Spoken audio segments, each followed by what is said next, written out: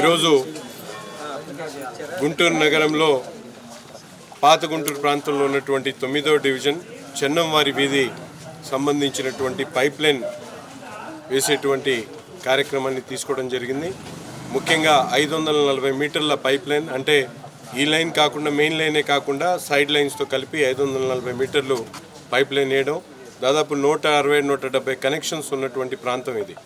గత ప్రభుత్వంలో శాసనసభ్యుడిగా ఉన్నటువంటి ముస్తఫా గారు ఇది యూజీడీ కింద వర్క్ అవసరం లేనప్పుడు సామాన్యమైనటువంటి మామూలు పైపులు వేసి ఈ పనులు చేయాలని చెప్పి స్థానిక ప్రజలు ఆయన్ని అభ్యర్థించినప్పుడు శాపనార్థాలు పెట్టి ప్రజలను ఇబ్బంది పెట్టినటువంటి పరిస్థితులు.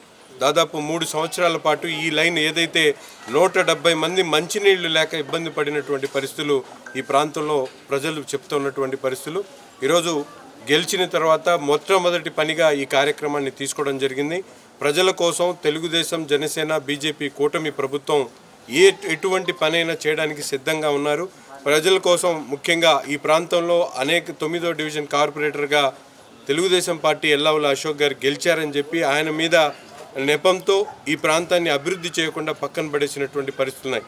ఈరోజు ఇక్కడ ఉన్నటువంటి ప్రాంత ప్రజలందరూ కూడా మాటిస్తూ ఉన్నాం, తప్పకుండా మీ ప్రాంతం అభివృద్ధి చేయడంలో చిత్తశుద్ధితో పనిచేస్తాం. ప్రతి ఒక్క పనిని కూడా తెలుగుదేశం ప్రభుత్వం ముందుకు తీసుకుని వెళ్ళేటువంటి ప్రయత్నం చేస్తామని చెప్పి నగరంలో ఉన్నటువంటి అన్ని ప్రాంతాలని సమగ్రంగా అభివృద్ధి చేస్తూ అవసరమైనటువంటి మంచినీరు కానీ, వీధి లైట్లు కానీ, డ్రైన్లు కానీ, అలాగే కుళాయి కనెక్షన్స్ దగ్గర నుంచి అన్నీ కూడా ఏర్పాటు చేసేటువంటి కార్యక్రమాన్ని చేస్తామని చెప్పి ఈరోజు మున్సిపల్ సిబ్బంది కూడా అప్రమత్తంగా ఉన్నారు. వాళ్ళు కూడా తగు జాగ్రత్తలు తీసుకొని ప్రతి పని కూడా ప్రజల అవసరం కోసం, ప్రజల కోసం చేసేటువంటి విధంగా పారదర్శకంగా ముందుకు సాగుతామని చెప్పి తెలియజేస్తూ ఈ కార్యక్రమాన్ని ముందుకు తీసుకొని వెళ్తాము.